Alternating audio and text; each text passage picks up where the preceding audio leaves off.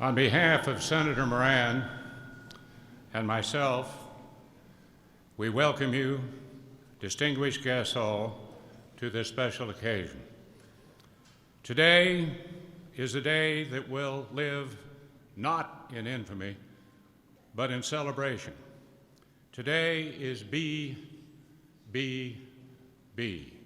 Bob's Birthday Bash. To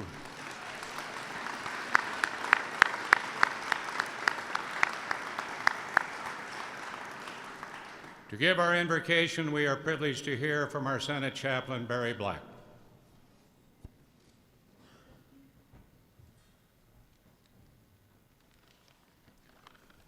Let us pray.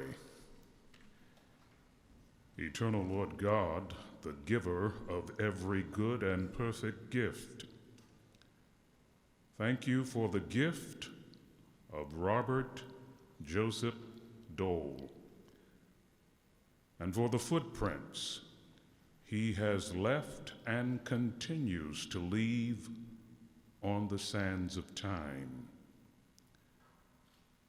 We praise you for his 9 decades of life. Thank you for the footprint of his faith that makes him trust you even more than country and never confuse the two. Thank you for his footprint of diligence, inspiring us to work, for the night is coming. Thank you for his footprint of perseverance, reminding us not to become weary in doing what is right, for in due season we will reap if we faint not. Thank you for his footprint of vision that saw things that were not and asked, why not? As we receive inspiration from his exemplary life, challenge us to see you more clearly, follow you more nearly, and love you more dearly each day. We pray in your great name. Amen.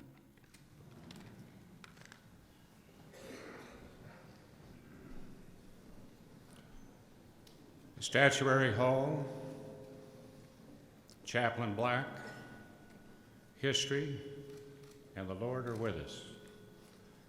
Americans love Bob Dole.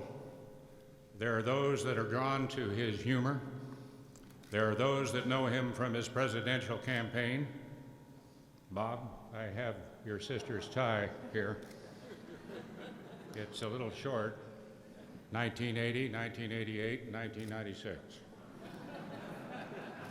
Don't rule out 2016, all right.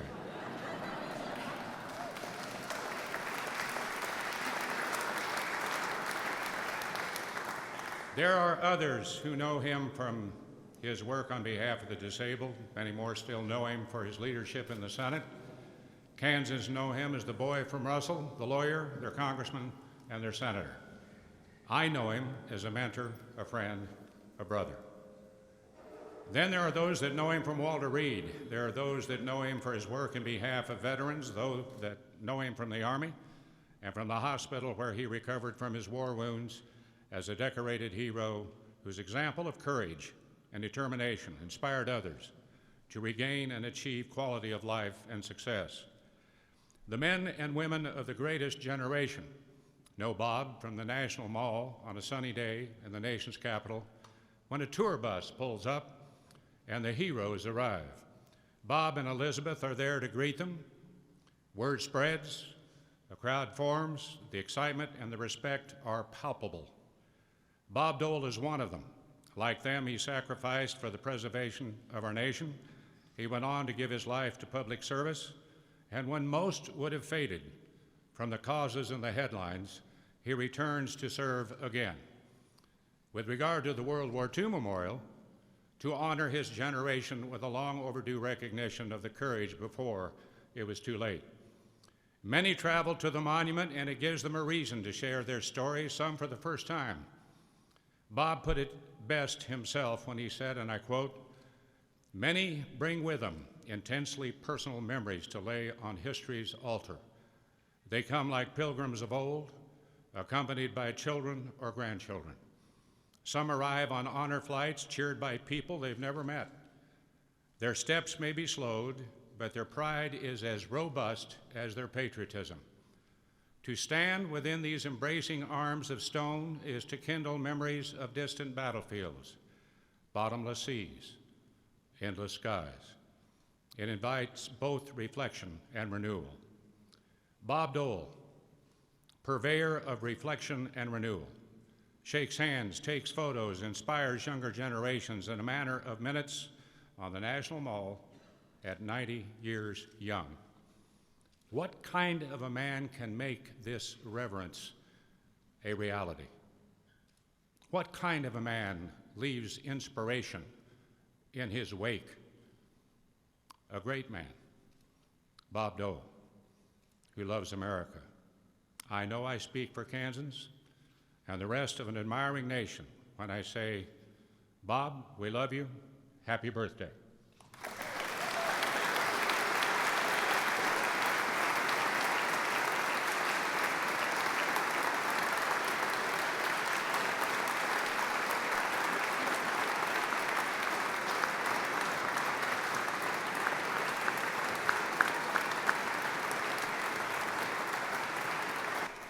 My colleagues and friends of Bob, it is my privilege and honor to introduce a personal friend, a man I admire for his courage, his conviction, and commitment.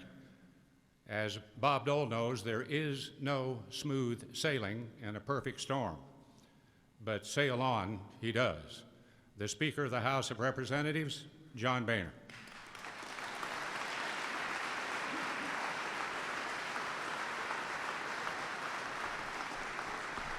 Well, Pat, thank you, and very nice remarks.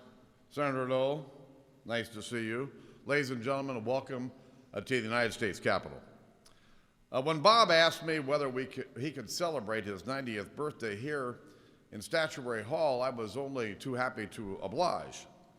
But I was a bit confused. I said, Bob, you know, this is the House side.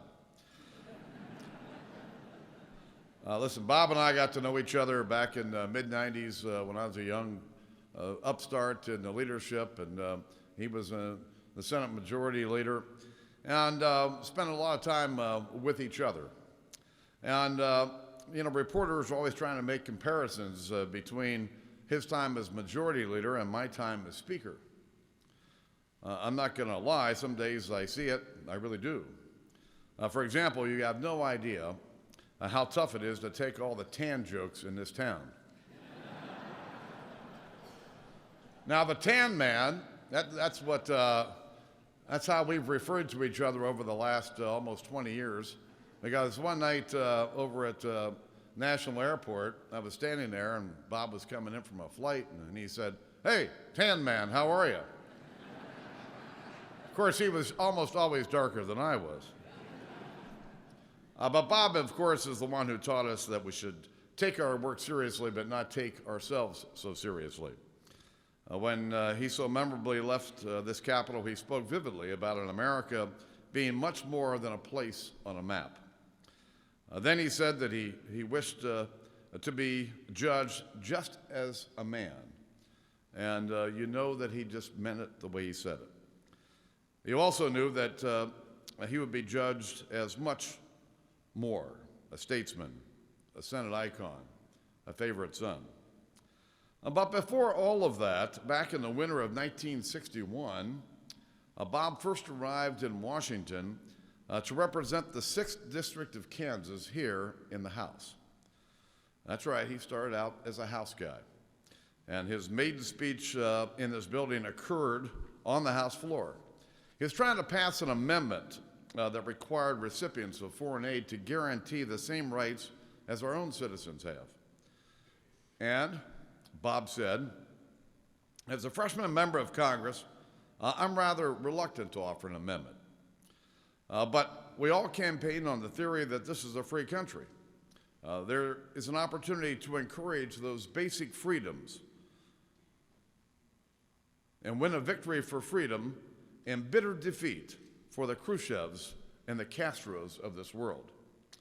Well, Bob, we pulled that speech out of the congressional record, and I have it framed right here for you because it's a wonderful testimony to how many things change, but a great man's principles do not.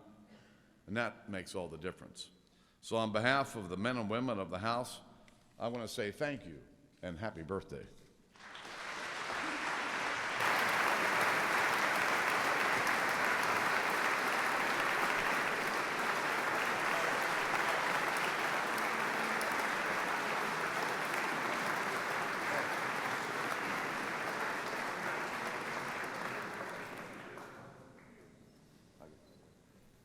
There is a difference between John Boehner and myself. When he gets emotional and tears up a little bit, why, his tan stays.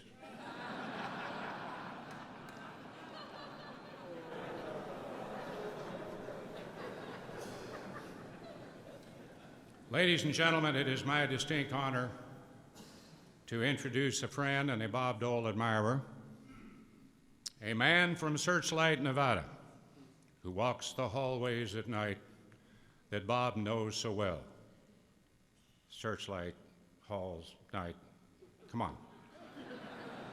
There's got to be a country western song in there somewhere. The Majority Leader of the United States Senate, Senator Harry Reid.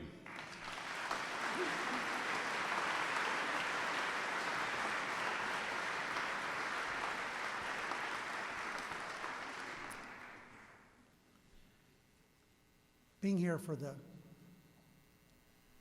celebration of Senator Dole's 90th birthday causes me to reflect on our time here together in the Senate and the Congress. You've served so much and so many during your history. Senator Dole had the opportunity to cast a vote for the landmark Civil Rights Act of 1964 and to support civil rights for all Americans throughout his career in the Senate. He was one of the most pragmatic men I ever worked with. And he's a man of his word. No better illustration of that came from Tom Harkin. I told him I was going to come over here today. He said, I heard you were. And he proceeded to tell me a story that was Bob Dole. Those of us who worked together in the Senate remember always Tom Harkin, because he picked the time to be the biggest jerk there was right as we were trying to wind up the Congress. And he was good at this. And he reminded me that Reagan was president. He was the last Congress's president. And it was Christmas Eve. And he had some issue dealing with a train in Iowa. And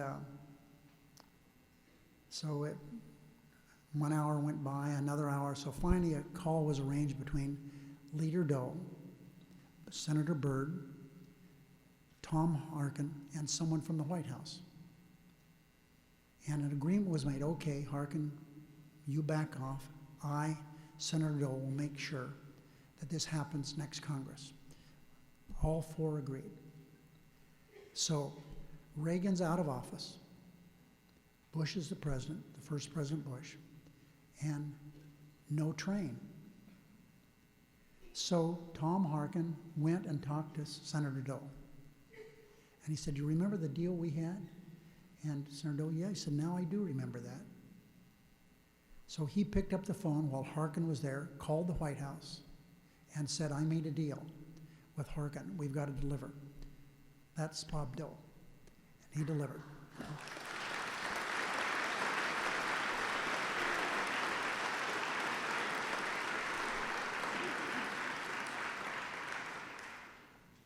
Tom also proceeded to tell me this, and you know, I call Tom a few names. I don't really mean that. I love Tom Harkin, even though he's caused me so much grief. He said that when he became a senator, he came from the House, and he has a brother that's hearing impaired. He's deaf. And so it was a big deal for Tom and his family. They were all up in the family gallery to watch Tom Harkin do this wonderful thing, become a United States Senator. And so Tom had arranged that there would be an interpreter up in the family gallery that could sign for his brother about what was going on down in the Senate chamber. Now that just takes a few minutes, but that was very important to the family. 5 minutes before Tom was going to be sworn in as senator, his family comes and says they won't let him in. They won't let the interpreter in. So Tom is disappointed, and he didn't know Senator Dole that well, but he went immediately to Senator Dole and said, you know, I have a brother that's deaf, and all I want is somebody up in the gallery to be able to sign for him. And Senator Dole said, they're not letting him in there? No. So Senator Dole himself went up to the visitor gallery and told the doorkeeper, let this man in so he can help. That's Bob Dole.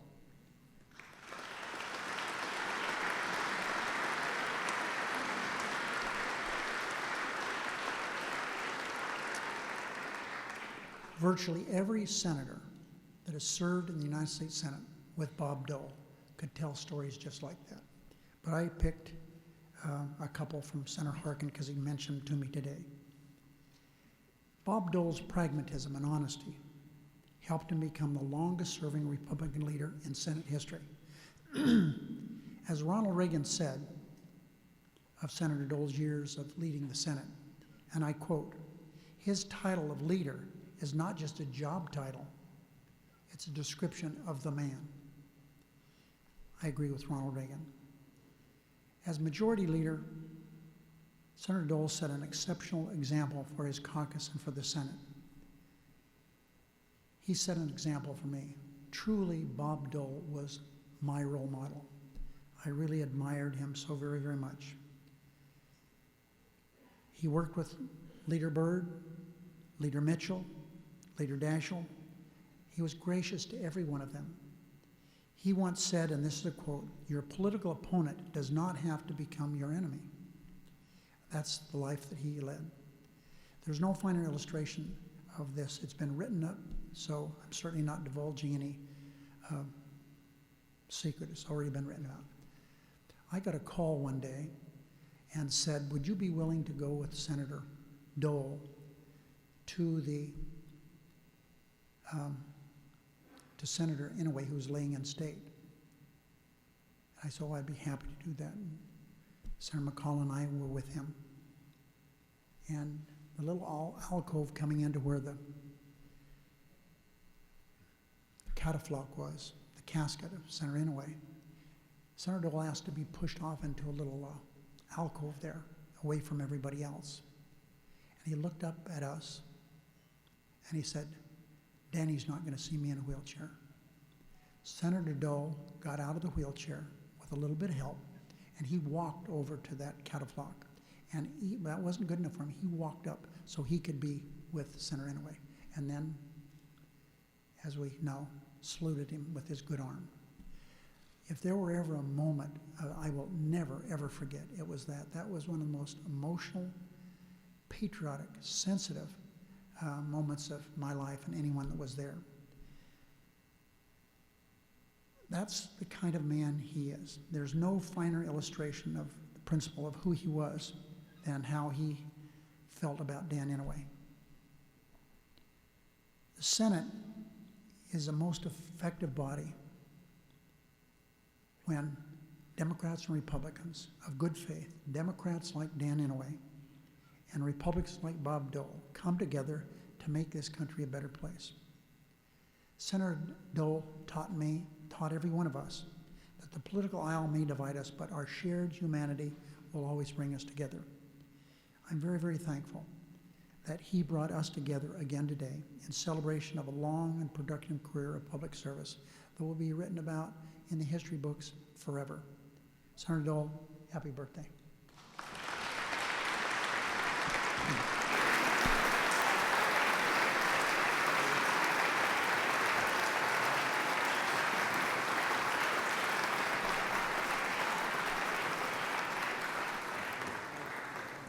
Once again, I have the privilege of introducing another friend of Bob, a man who just today joined hands with President Obama to pay tribute to the NCAA champion basketball team, the Louisville University Cardinals. Actually, Mitch, Bob Dole did that 3 or 4 times with KU, but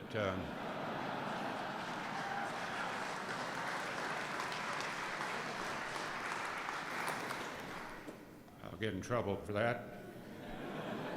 He probably sends me to the Ethics Committee. Again. Ladies and gentlemen, the Senate Minority Leader of the United States, Mitch McConnell.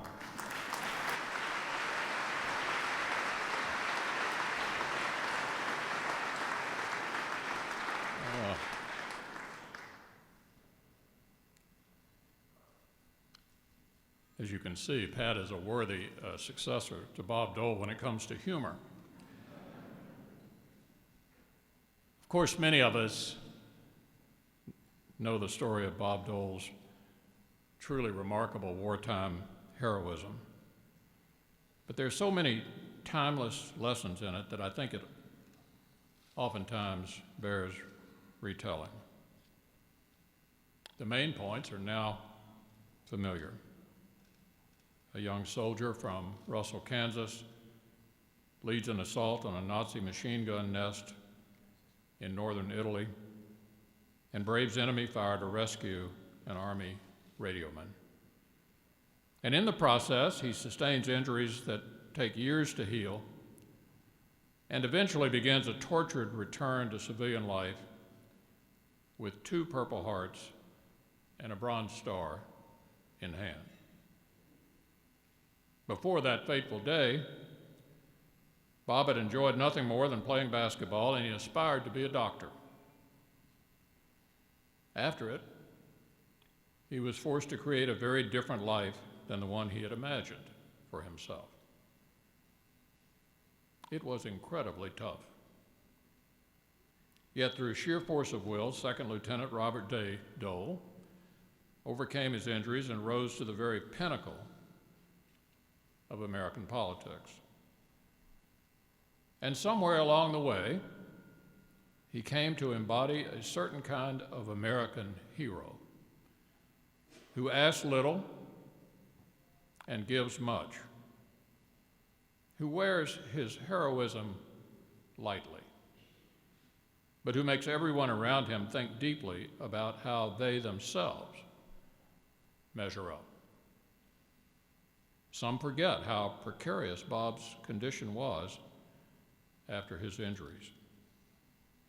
The truth is, he wouldn't be alive today if his fellow soldiers hadn't defied orders and tended to him.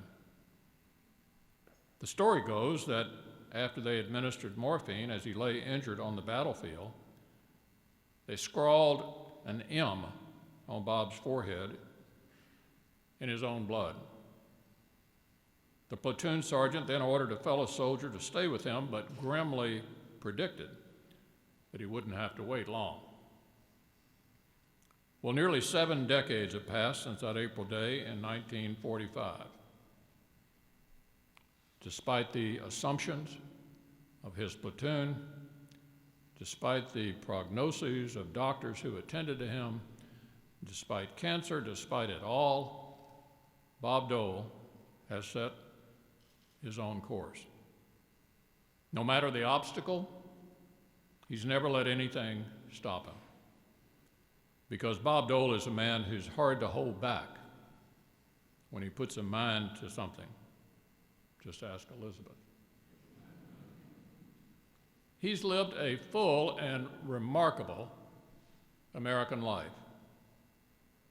And today we celebrate it here in this place of national memory. It is precisely because of Senator Dole's unremitting resolve that an improbable, even impossible future, that a prosecutor, congressman, senator, majority leader, Republican presidential nominee, became a reality. And it's with that same resolve and his signature wit, I'm sure, that Bob will continue to add new, interesting, and unpredictable chapters to his remarkable life story in the years ahead. I think one of the physicians who treated Bob summed it up best when he imparted this advice to the young and injured Bob Dole. This is what he said: "Don't worry about what you have lost," he said.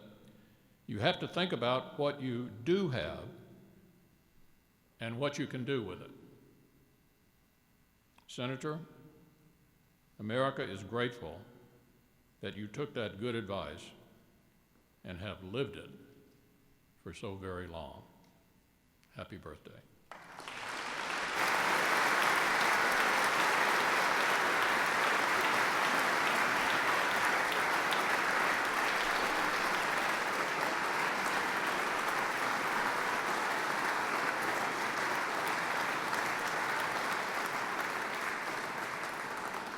And now it is my distinct honor and privilege to introduce another former colleague and friend, the former Speaker of the House, the Honorable Nancy Pelosi.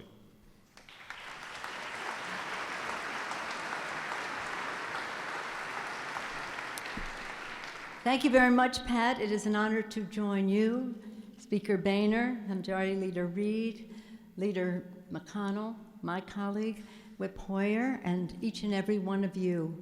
What an honor for all of us to be in this room on the occasion of the 90th birthday of Leader Robert Dole.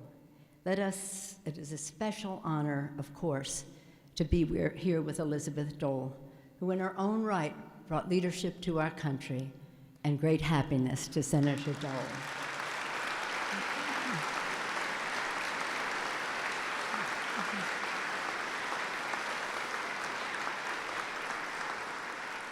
As we all know, this evening we come together to really celebrate and wish a very happy 90th birthday to Senator Dole, a leader of principle, a public servant of accomplishment and achievement, an American hero with a sense of humor. Bob Dole has always taken our nation's challenges seriously, but as the speaker said, even when he did not take himself seriously. Sort of like Pat Roberts, wherever it is. Is it a Kansas trait? It's in the water.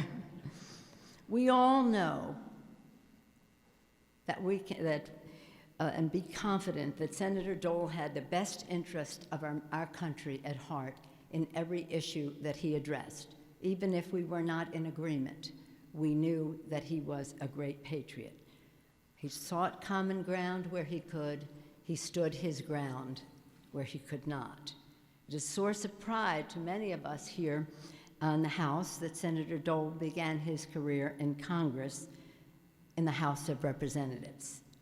It was here in the People's House where he gained recognition as a leader we could trust. That was it. Bob Dole, a leader we could trust. It was here in the House where he joined leaders of both parties to expand and protect the civil rights of all Americans in the 1960s.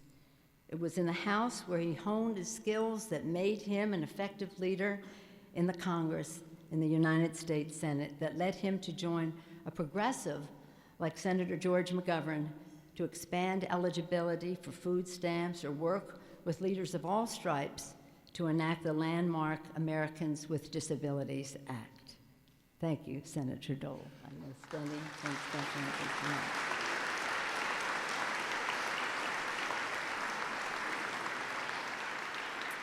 It was in both chambers where he fought each day for his fellow veterans, from the greatest generation of World War II to the 9/11 generation. He proved a willing partner to Democrats and Republicans alike as long as he believed it meant progress for his beloved state of Kansas and success for his beloved United States of America. In dedicating the World War II Memorial in 2004, Senator Dole paid tribute to the moral courage that inspires Americans in every generation to lay down their lives for people they will never meet, for ideals that make life itself worth living. His words may have been meant to describe others, but it truly described his own life and contribution. A boy from Russell, Kansas, a second lieutenant sent to fight abroad, Bob Dole had the courage to be willing to lay down his life on behalf of America, our people, and our values.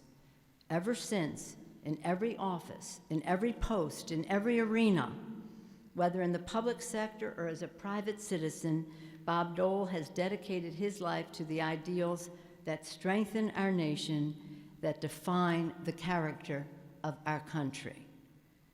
Senator Dole may well continue to take inspiration from your life, your legacy, and your leadership. Your birth 90 years ago was a blessing. God blessed America with your birth. Your life has been a blessing to our country ever since. Happy birthday, Senator Dole.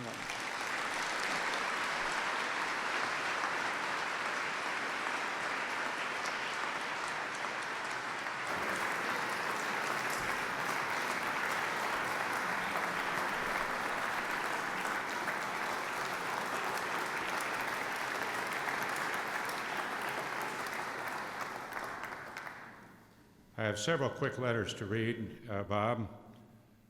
The first letter is from President George Bush. Dear Bob, happy 90th birthday. Laura and I hope this milestone is made even more memorable by the love of family and friends, and you certainly have friends here today. You have led a remarkable life and dedicated it to serving America. Thank you for your contributions to our country over the past 9 decades. Laura and I send our best wishes to you and Elizabeth for health, for happiness, and many more years to come. May God bless you. Sincerely, George W. Bush. From the Father,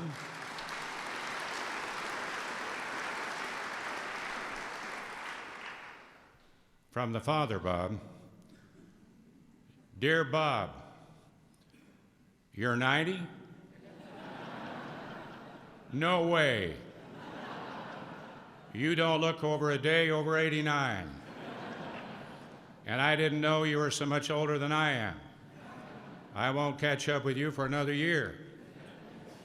Barbara and I wish we could be there in Washington on July 23rd to celebrate this milestone birthday with you, but we will be there in spirit.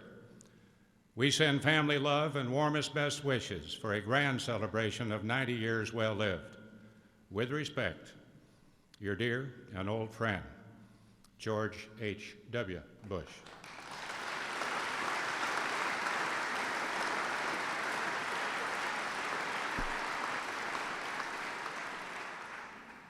And Sir Robert, we have an envelope, and the winner is Robert C. Dole.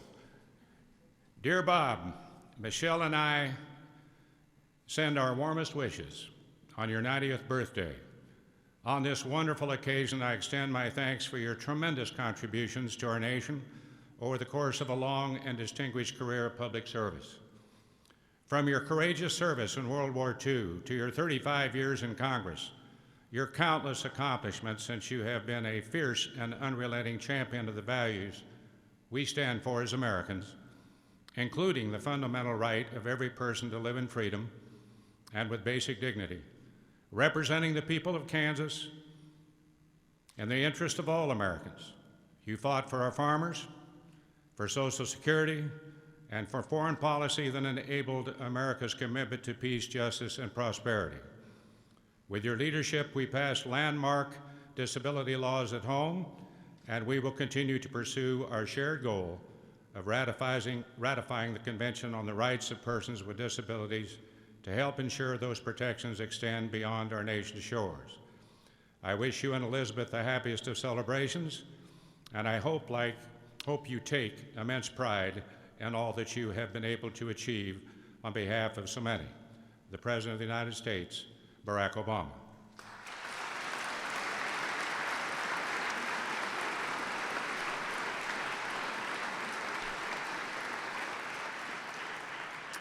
And now, Elizabeth Dole has a special birthday prize for her husband that she would like to share.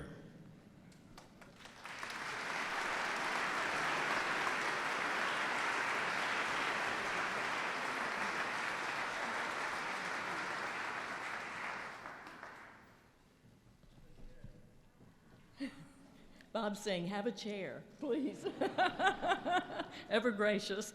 Well, first of all, I just want to say a heartfelt thanks to Bob's law firm, to his colleagues and his friends at Alston and Bird for hosting this magnificent birthday celebration today. Thank you so very much.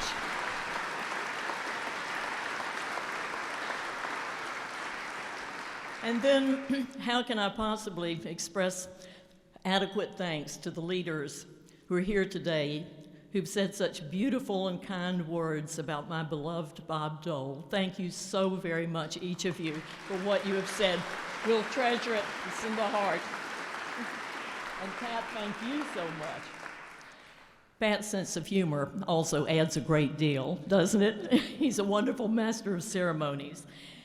You know, I think it was Leader McConnell who mentioned the fact that Bob had had so many difficulties after World War II, because there were 9 hours when he was lying on that battlefield, and folks didn't think he was going to live. And then there were almost 4 years in the hospital, and there was a time when they said he'd never walk again. In fact, he came back to the United States, as I understand it, totally paralyzed in a body cast. But he was determined that he was going to make it, that yes, indeed, he was going to walk again. And it took a long, long time to get that story out of Bob Dole. I mean, I used to coax him to talk about it, tell me about it. And he really didn't share the details for many, many years.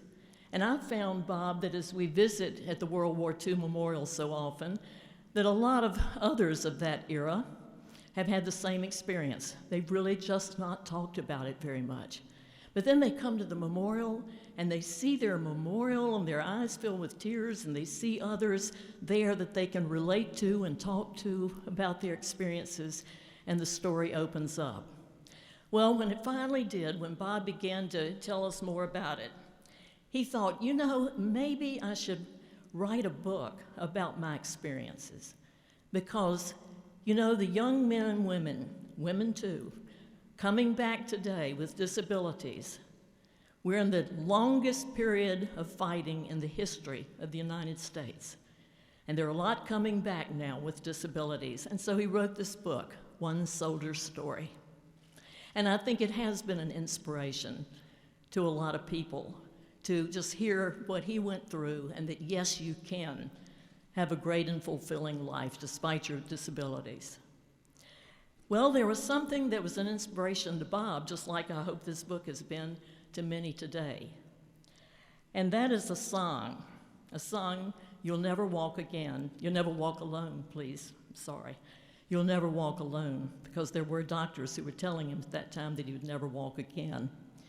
And he used to play that song over and over for inspiration and to just give him the incentive to drive on. And so I thought about a person that Bob and I respect, who has a lot of musical talent. And I called him up and I said, would you be willing to come and visit at Bob's birthday and sing a couple of songs that would mean a lot to him? And without a moment's hesitation, he said, absolutely, I'll be there. Ladies and gentlemen, help me welcome Lee Greenwood.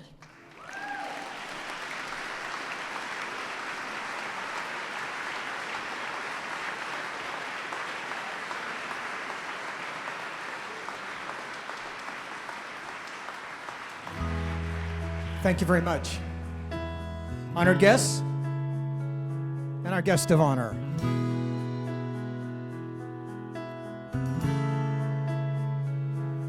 When you walk through a storm, hold your head up high. And don't be afraid of the dark. At the end of a storm, there's a golden sky and the sweet silver sounds of a lark. Walk on through the wind, walk on through the rain, though your dreams be tossed and blown. Walk on, with hope in your heart, and you never walk alone. You never walk alone.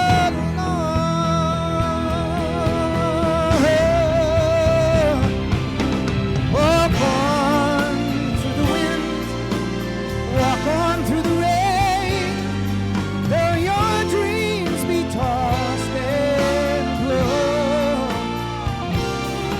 Walk on, with hope in your heart, and you never walk alone. Never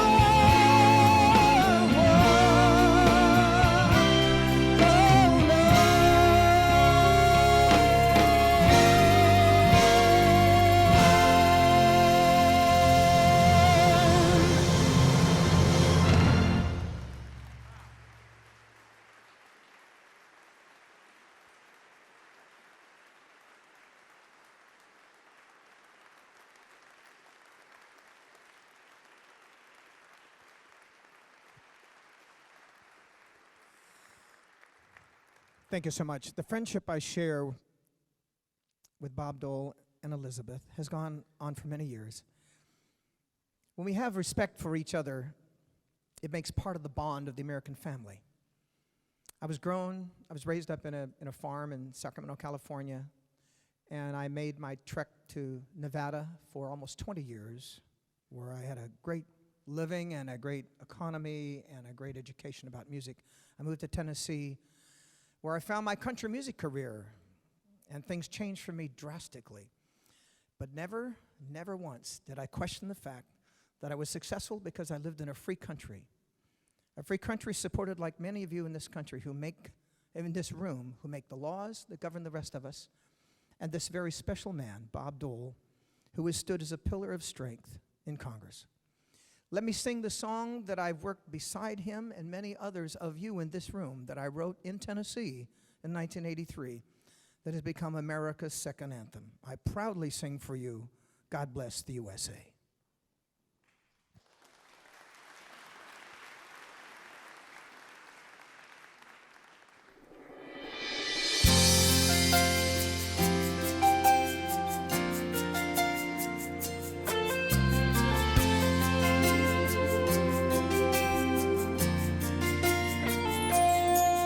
If tomorrow all the things were gone, I'd worked for all my life, and I had to start again with just my children and my wife. Thank my lucky stars to be living here today, 'cause our flag still stands for freedom, and they can't take that away. And I'm proud to be an American, where at least I know I'm free. And I won't forget the men who died, who gave that right to me. And I gladly stand up next to you and defend her still today. 'Cause there ain't no doubt I love this land. God bless the USA.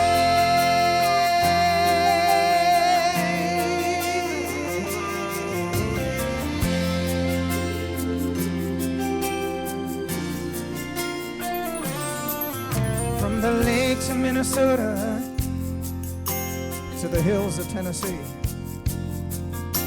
across the plains of Texas, from sea to shining sea, from Detroit down to Houston and New York to LA, where there's pride in every American heart, and it's time we stand and say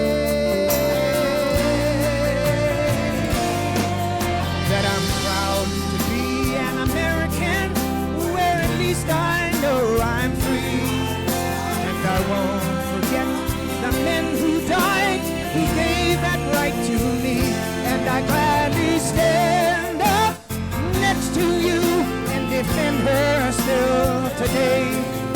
'Cause there ain't no doubt I love this land. God bless the USA.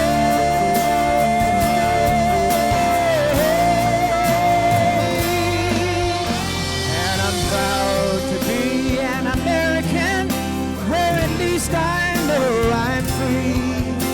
And I won't forget the men who died, who gave that right to me. And I gladly stand up next to you and defend her still today. 'Cause there ain't no doubt I love this land. God bless the USA.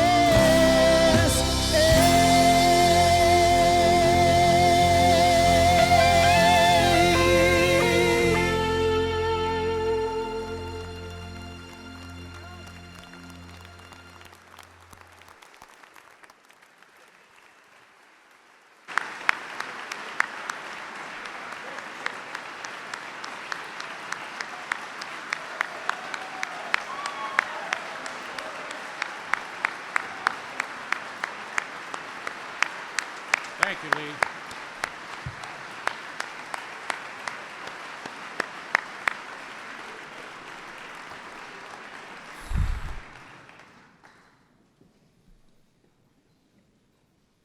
Somehow, thank you, Lee Greenwood, doesn't seem appropriate.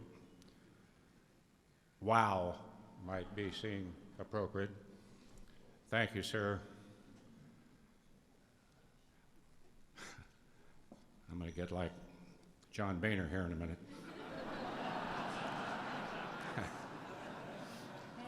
Oh, how you feel, buddy?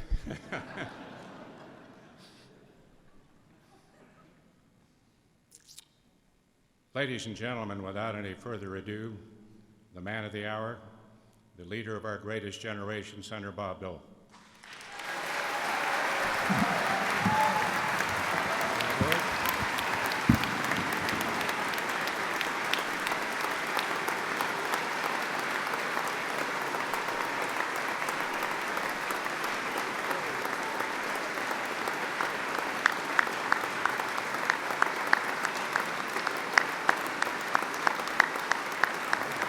Hey.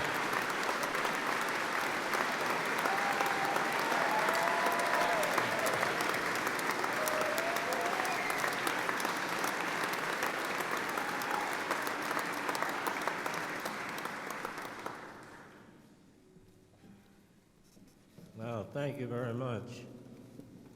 I didn't know about Lee Greenwood until Elizabeth told me this morning.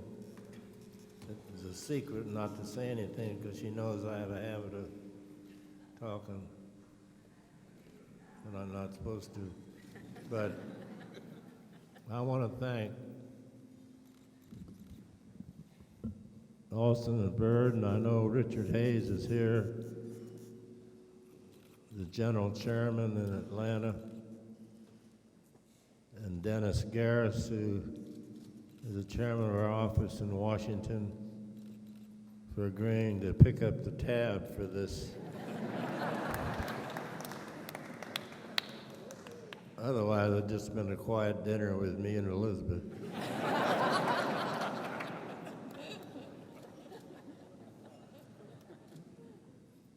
Well, it seems hard to believe that I'm 90 years of age. I don't feel it. I've got a little trouble with one of my knees right now, but otherwise I'm in great shape. And I've been helped, of course, through my lifetime by, at least for the last 37 years, by Elizabeth, who in her own right has made a name, not just in Washington, but across the country, as Secretary of Labor and Transportation and working in the White House. And of course, my daughter Robin, who bought me some flag cufflinks to match my flag tie, and I appreciate that, plus all her help over the years. I want to thank Pat Roberts, of course, and the leaders. If you haven't been here before, you're in a very historic spot. It used to be the House of Representatives. It was constructed, I think, around 1804. It was burned down by the British in 1814 and had to be reconstructed. And 5 presidents were inaugurated in this room, so you're in the side of history. One of those was John Quincy Adams, who was elected by the House of Representatives because, as you recall, nobody had majority of the electoral votes, so they had to turn it over, or the law says in the House of Representatives shall determine who's president. And they chose John Quincy Adams, not to be confused with John Adams, but he served in this hall, and when he left, he served in the House for 17 terms. He died at his desk, and the rest is history. But the point I wanted to make is that you're in a very special room, and I want to thank John Boehner for permitting me to have access to the room today. I want to thank everybody for coming. I thank you for being my friends. I say you're all creditors. You've all done something in my lifetime to help me, things I may not even know about, and I appreciate that and thank you for it. I go to the office every day and come home every day. Not much happens in between.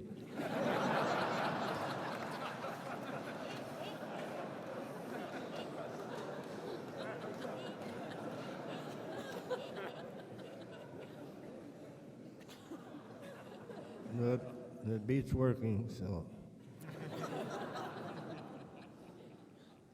Now, if I didn't get to meet everybody, you can arrange to call my secretary and make an appointment.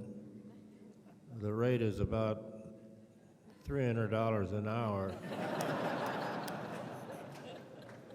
So come on down.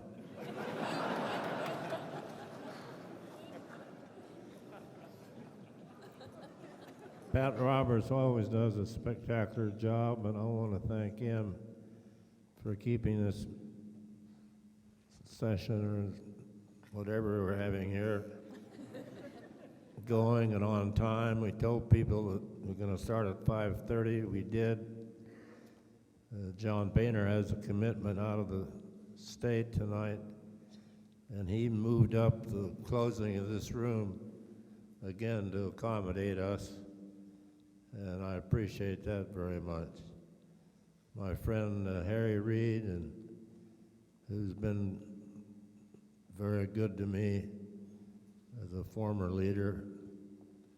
Mitch McConnell, who is, I remember Mitch when he was a staff member and I was in the Senate, and I used to go back and regale staffers who were lined up around the back of the chamber. And Mitch was there, and now he is the minority leader. He hopes to become the majority leader but there's a little thing called an election that's going to make that determination. And Nancy Pelosi, we've been friends for a long time. You know, this myth about Democrats and Republicans not getting along, you saw what happened today. They were all here, and they're friends. You read these stories in the paper, which are highly exaggerated, but they work together. They have to work together to make anything happen. I'm very proud to be a traditional conservative Republican from the state of Kansas, and the people there have elected and re-elected me, and I can't thank them enough. It just seems to me that I was one lucky guy to have the experience that I had during the first 90 years.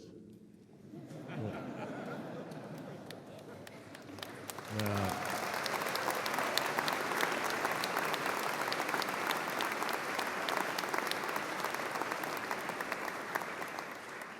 somebody asked me if they could come for my 100th anniversary. I said, well, if you eat your vegetables and exercise, it might be available.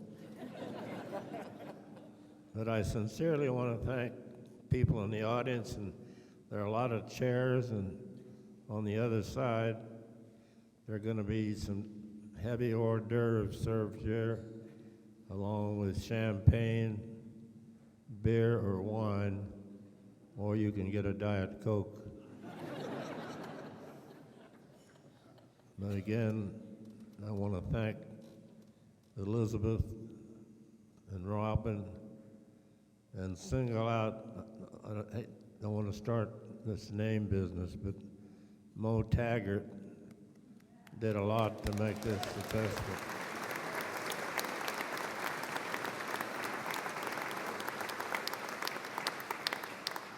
And ably assisted by Gia Colombrero and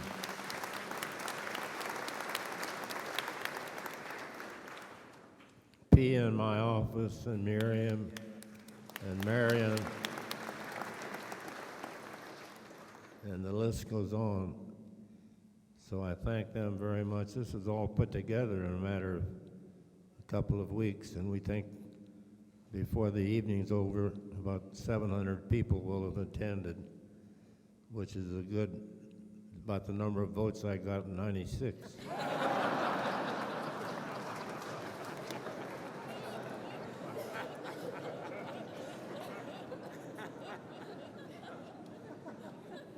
So they're all here.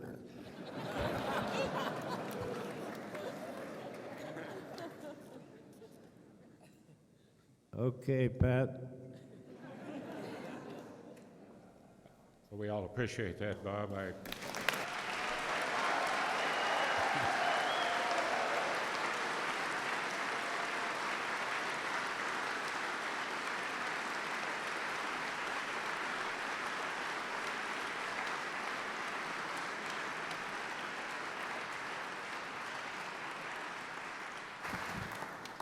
You all can see why I always lived in mortal fear in preceding Bob Dole.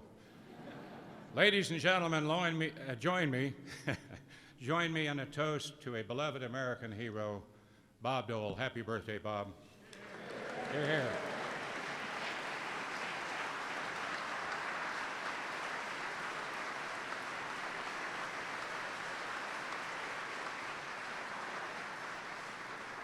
Mr. Speaker, can I do happy birthday? You certainly can. Lee Green was going to do happy birthday. Only appropriate. I need your mic. Thank you, sir. You got it. Could I be joined by the military girl that sang the national anthem? Crystal, are you still in the room? It'd be great. Informally, this is basically the way to end the program. You always do a happy birthday, especially in this case with someone who deserves it so much. Is she coming? Oh, she's great. Thank you, Crystal, for joining me. And everybody certainly can sing. We'll try to pick a key when everybody can sing with us. Okay? All right, sweetheart. Here we go. Happy birthday to you. Happy birthday to you. Happy birthday, dear Bob. Happy birthday.